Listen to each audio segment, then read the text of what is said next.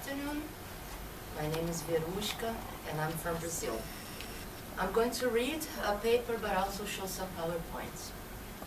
So,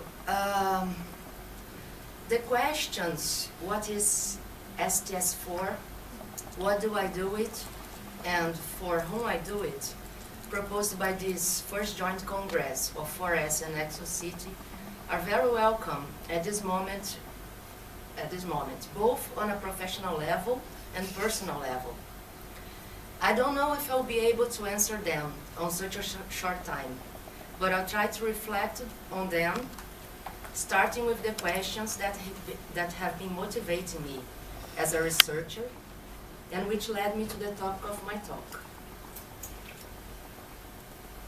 So, following the ideas defended by researchers interested in social aspects of science, such as the British physicist John Michael Simon, No Man is an Island, Steve Fuller, Social Epistemology, and many other members of STS, the idea is that we don't produce knowledge alone. It would seem quite naive someone that thinks the contrary. But we can still find this kind of thought in philosophy. Apart from the history that we all already know that philosophers were not able to give any more a satisfied answer to the question, what is science and how scientists produce knowledge, the fact is that in order to understand the world, that is, to produce knowledge about it, we establish relationships, build institutions, and of course research and publish. But this only summarizes what scientists have been doing, at least from modern scientific revolution. The concern is that nowadays, problems regarding a new mode of knowledge production or post-academic science in Simon's terms are changing the way we relate in academia, and as a consequence, the way we produce knowledge. One could say that our conception of science and also of the university has changed, for better or for worse. But this will not only be the topic of my talk today. This new mode has such severe consequence on university and on science mode production that one could think, why still remain in academia and with what purpose if there seems to be no way of changing the actual state of affairs? Somehow, these questions relate to what STS is trying to answer. I have been reflecting on those after my PhD at the State of Rio de Janeiro University, in which I defended that there is an intrinsic relation between post-academic science and our capacity of producing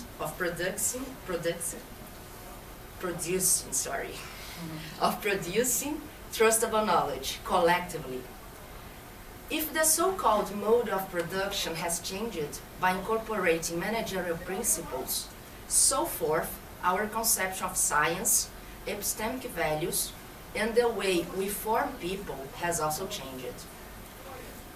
That led me to try to figure out a way to survive in this new mode and not being cannibalized by it. The trouble is that if we figure out, as Max Weber has so clearly showed, that university was changing and that there would come a day that even in social science we would not be the owners of our own means of production, in an age of so much focus on material objects, we could think that scientists lack time. They lack time to manage their own research and many times the results of it. So, many STS researchers have showed the consequences of this new mode of production. Some detrimental regarding commodification of knowledge and market concerns. Others more positive, like Gibbons and others. But most of them lack a normative concern, as Fuller has already showed. Somehow I'm doing STS because my major concern is to reflect on conception of sciences. But I'm also interested on normative issues, which is historically a philosopher's task. So my development as a researcher is marked by these two elements: descriptive concerns about new means of production, and also normative ways of reflecting upon it. All this absence of possible answers led me to look at scientific education. Actually, the result, nowadays the research I have been doing since last year tries to look for a possible way out of all those problems at university. Somehow, the topic of my paper today is an answer to the question, to whom am I doing STS? And I guess that by answer to whom, on a first place, all the other questions will make sense. In 2012, I got a position at the State University of Northern of Rio de Janeiro, UENF, Brazil. This. Since last year, I have been developing a project called Philosophical Debates on STS. The main objective of the project is to implement philosophical debates concerning advancements in science and technology to students of public high schools in the city of Campos. Furthermore, we also intend to understand their own conception of science and university. Of course, I'm not doing it alone. I work together with a biology undergraduate student, a biology teacher, and a researcher from the educational field. The State University of Northern of Rio is located in the city of Campos dos Goytacazes, about 350 kilometers north from the Rio de Janeiro city. Campos has a population of about 500,000 people and is nowadays mainly known by oil extraction from Petrobras Corporation. Its historical context remounts to the colonial times when Portuguese... this is Petrobras. Its historical context remounts to the colonial times when Portuguese interacted with Goytacazes Indians. This is Goytacazes Indian. They were killed by a smallpox fever. These are the oil fields.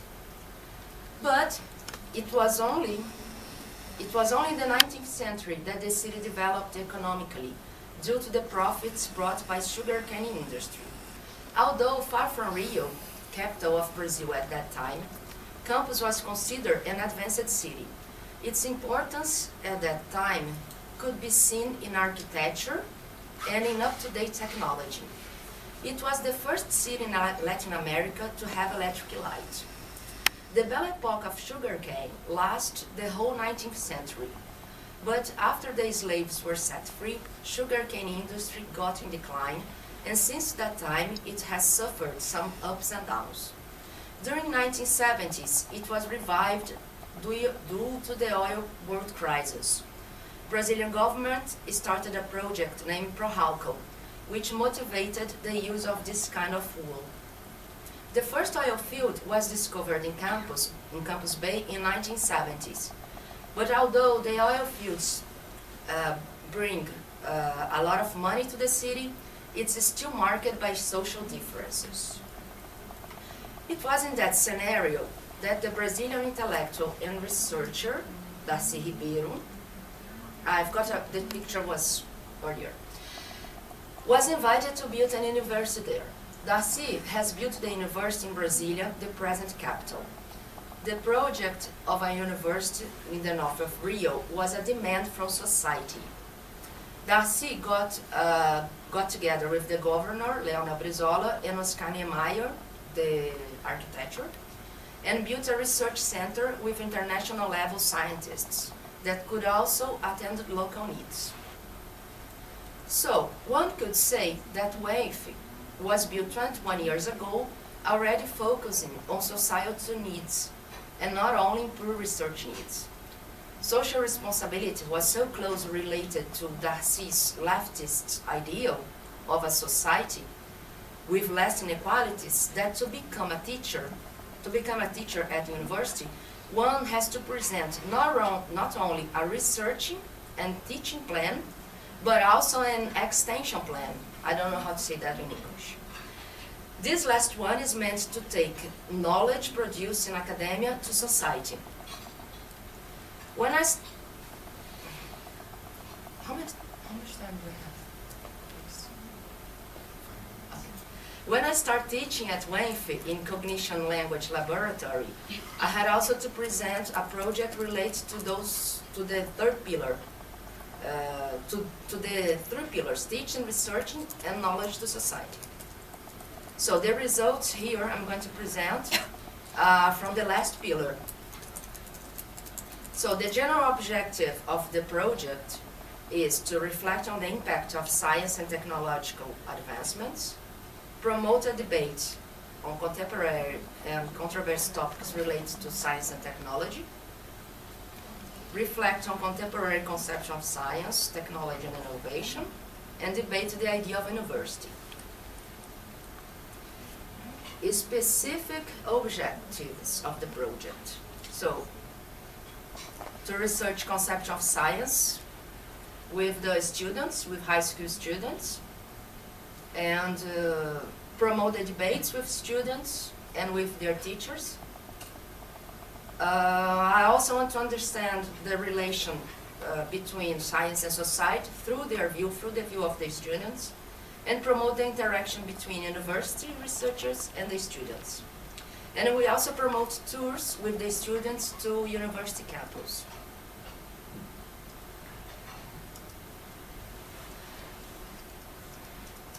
So we debate those topics with the students. Science, technology, and society.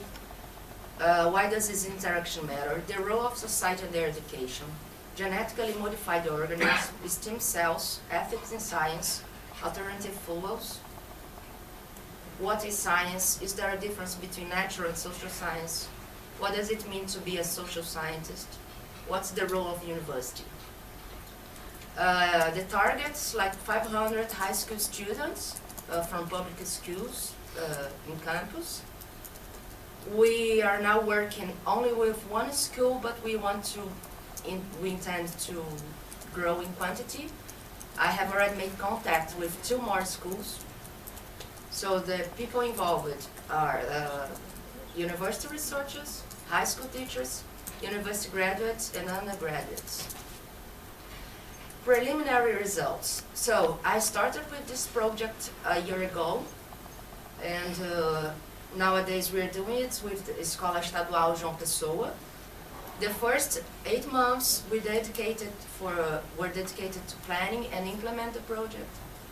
And so far we have like 75 questionnaires, but we already gave more 120, but I still haven't analyzed them. So from those 75 students, they were split in 2 classes, 56 male, 44 male, and 23% have already visited a research laboratory. What is fun is that they think the research laboratory can be at university and also the one at school. But the one at school is not a research, it's only for practicing, like chemistry. 88% from the ones that haven't visited would like to visit a science lab, and 42% have already visited a university. 28% say that there is a difference between science and technology. Well, general conclusions. The project helps to bridge knowledge from university to a part of society. High school teachers can also refresh their knowledge on the topic. And university graduates have been showing interest to participate in the project.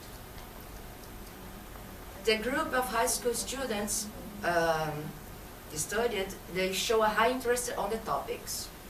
They usually relate science to technology, And they are interested on the lectures and on debates. Depends on the topic and also on the language used by the speaker. That is quite interesting. Like young speakers, graduates, students, like from masters or PhD students, they usually get more attention of the high school students, more than professors. Usually they enjoy more the lectures given by undergraduates. And they like it a lot the tour to university, and they ask, oh, we want to come more and visit university. And so future planning, we want to grow. We are to have to do this with 2 more schools or maybe even more. And we are doing like this, the methodology for each class. The class has about 30 to 40 students. We do 3 activities: a lecture, a debate, and a tour for each class. And we give a questionnaire in the beginning and a questionnaire in the end. So the basic idea is to understand their conception of science and of university. That's the basic idea.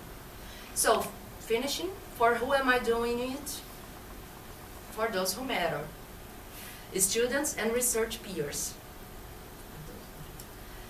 And why am I doing it? To reflect on conception of science and university, to figure out a way to live in a commodified university, to somehow bring a normative answer to the problem of contemporary university. And what is Science STS for? To reflect upon conceptions of university and to question traditional philosophical positions, such as solipsism. And these are the group, the research team, and I've got some pictures. These are the students, and this is a lecture. This lecture was about scientific vocation and motivation. And these are the students from the research team. And here also on a lecture. And this up there is the teacher, biology teacher from the school. Oh, and this is the research group I take part in Rio. So that's it. Thank you very much.